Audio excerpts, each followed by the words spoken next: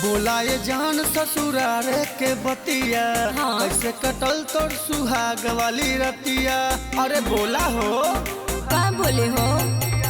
बोलाए जान ससुरारे के बतिया ता? कैसे बीतल तोर सुहाग वाली रतिया। बोला कैसे जाने तोर कमरिया मुचक गया रे, मुचक गया रे।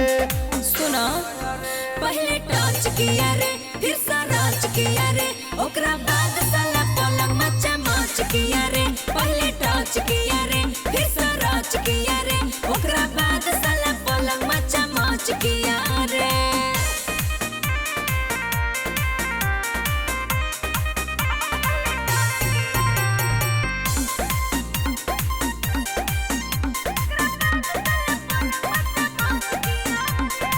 कैसे भतार तोर किया शुरुआत रे।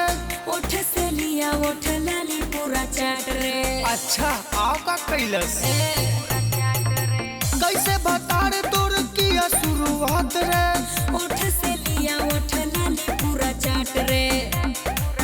सबे लूट लिया धनवा की बच गया रे, अरे बच गया रे।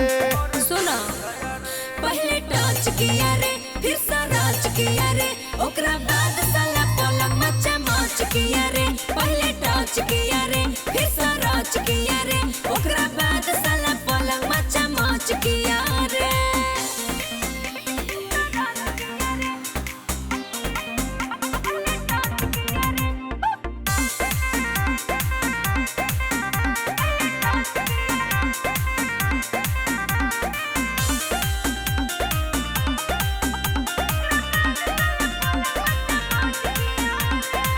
कौन भतार तोड़ दियलस सगुन रे।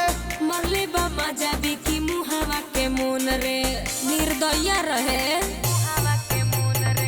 कौन भतार तोड़ दियलस सगुन रे।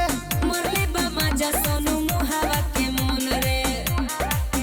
कैसे बोरिंग धसा के हच हच किया रे, हच हच किया रे।